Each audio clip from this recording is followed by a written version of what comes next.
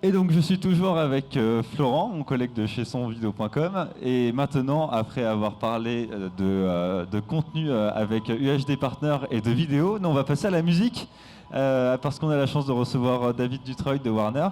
David, est-ce que tu peux te présenter rapidement? Oui, bonjour. Je suis David Dutreuil, je m'occupe du catalogue chez Warner Music France. Merci de m'accueillir aujourd'hui.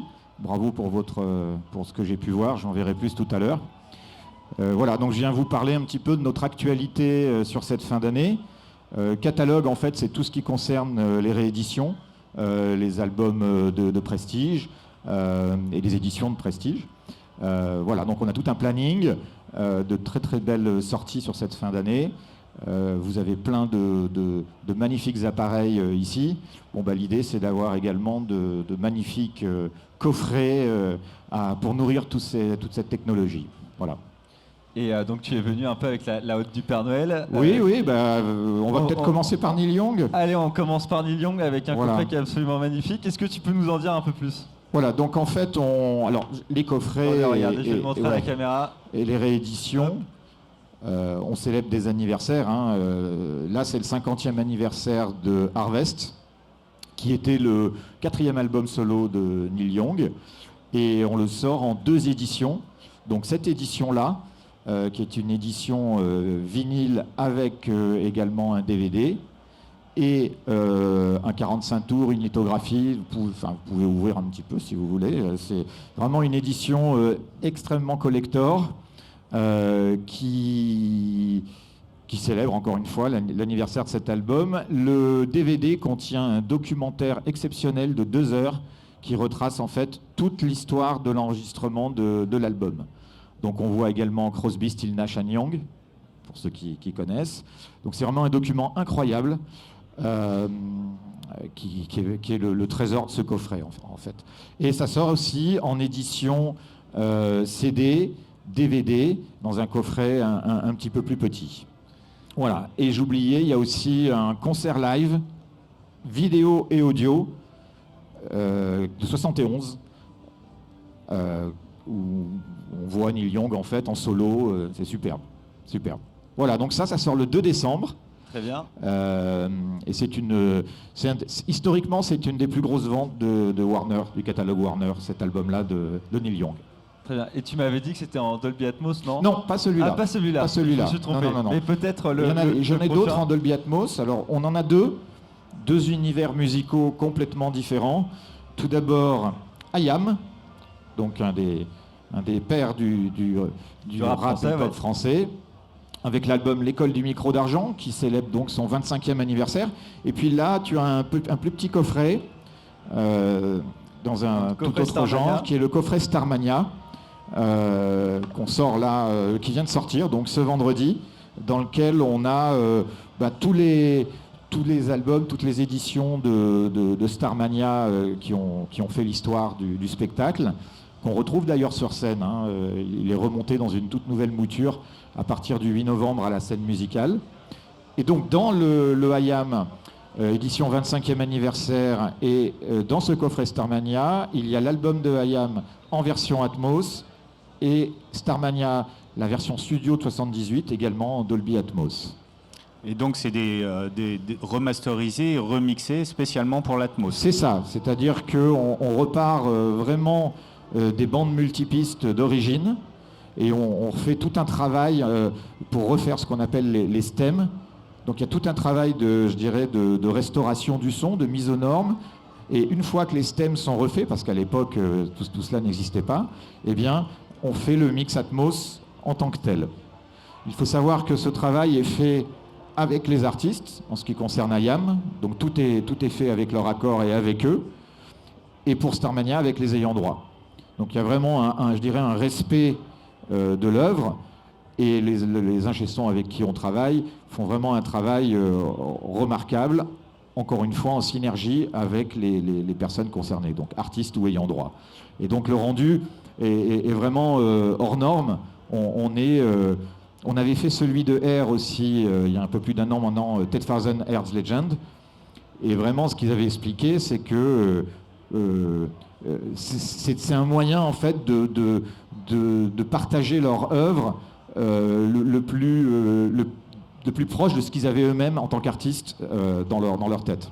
Voilà. Donc l'Atmos permet vraiment d'amener cette spatialisation et cette dimension qui est presque plus naturelle en fait que la stéréo où on a la musique devant.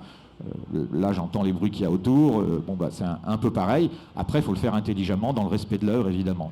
Oui, parce qu'effectivement, j'ai eu la chance d'écouter l'album de R en Dolby Atmos et c'est vraiment intéressant puisqu'on est dans une bulle, c'est une immersion qui est totale.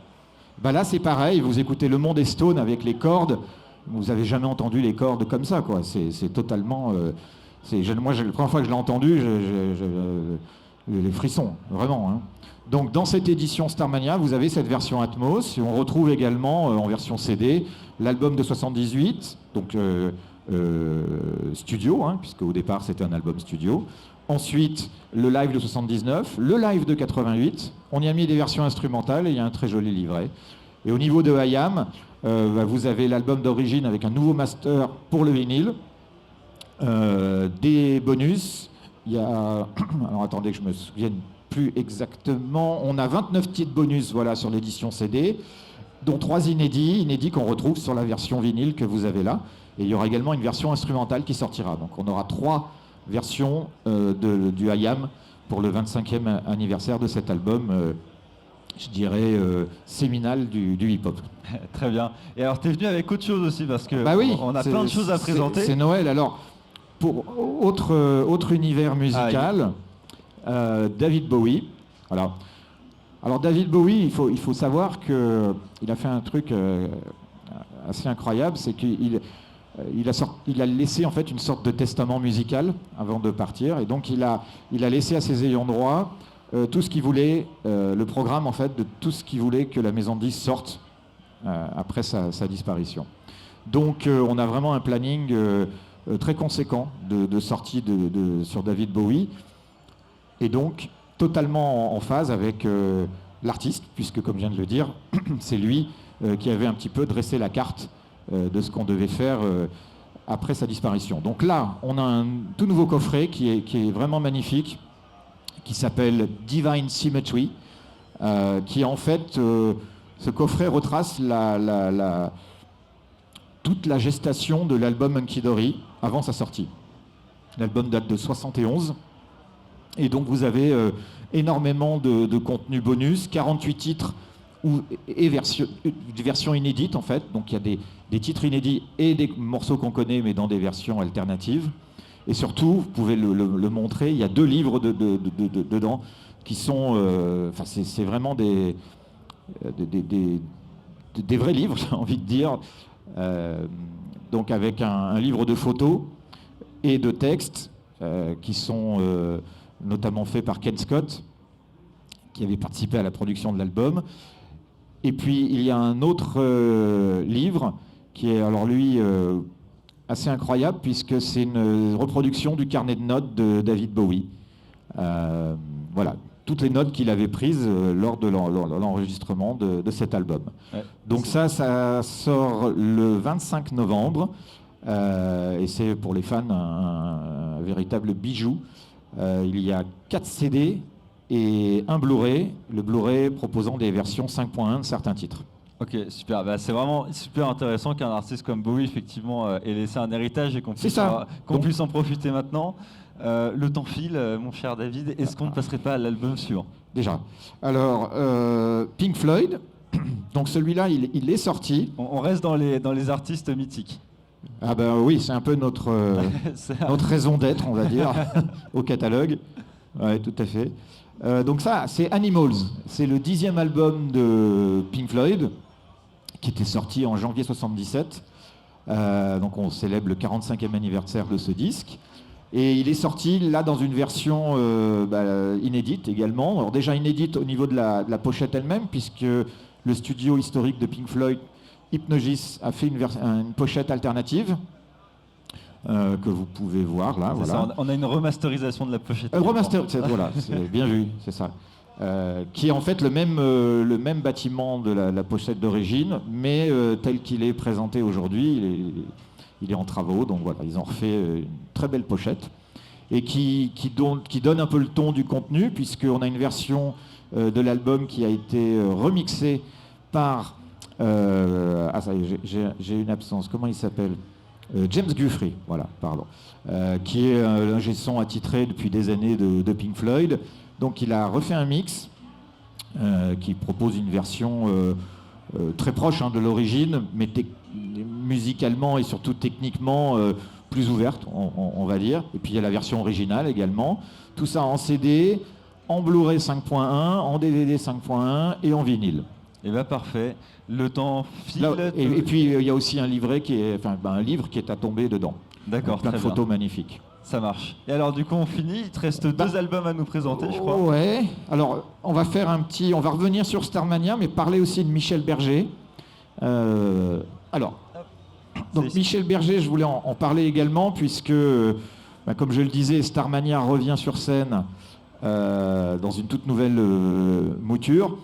Donc c'est l'occasion de rendre également hommage à Michel Berger. Et sur cet artiste, on a retrouvé en fait un titre inédit qui s'appelle Vivre, qui est, après pas mal de recherches dans nos archives, on a trouvé tout d'abord une mise à plat du titre, et puis les multipistes qui nous a permis de reconstituer en fait ce titre qui est incroyable parce que le texte parle de l'environnement et il l'a écrit en 1980. Et quand on l'écoute aujourd'hui, on a l'impression qu'il a été écouté il y a 2 mois. L'actualité, ouais. Voilà. Donc voilà, je recommande vivement d'écouter ce titre. Il est disponible partout maintenant. Et on a sorti un best-of qui rappelle combien Michel Berger était un artiste hors norme dans la pop française. Et puis on a également 2 vinyles de Starmania. Donc la version 78 studio, qui est présenté ici dans une version double vinyle remasterisée, c'est-à-dire qu'on est parti des bandes sources originelles, donc c'est fait dans les règles de l'art. Et il y a également une sélection de versions instrumentales, les vinyles sont de couleur, et il y a l'affiche également du nouveau spectacle, donc c'est l'édition collector. Et puis le Starmania, la version de 88, celui où vous chantez Morane dessus, qu'on retrouve ici également dans une version remasterisée à partir des bandes sources. Voilà, donc pas mal, comme on le disait en introduction, de quoi nourrir toutes ces magnifiques machines qu'on a autour de nous, là. Et encore une fois, avec une attention toute particulière sur la qualité du son, qui est clé quand on parle de musique, et par rapport aux gens qui écoutent les rééditions et qui s'intéressent à tout cela.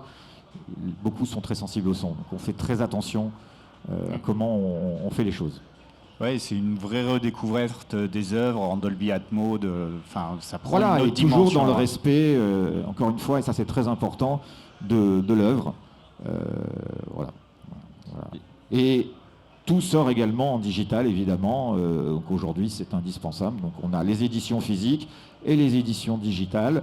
Et le IAM que j'ai présenté et le Starmania sortent en Dolby Atmos, version digitale, notamment sur Apple, mais également sur Amazon. Voilà. Très bien. Et merci beaucoup, David, pour nous avoir fait un peu le catalogue des sorties de chez Warner. C'est un vrai plaisir de voir ces œuvres qui sont remises au goût du jour et qui nous permettent de profiter du matériel qui est ici. Et merci beaucoup. Et puis on se retrouve juste après avec Gilles Capel qui va nous parler de son exposition Star Wars qui est ici présente sur le salon. Merci. Merci à vous. Merci.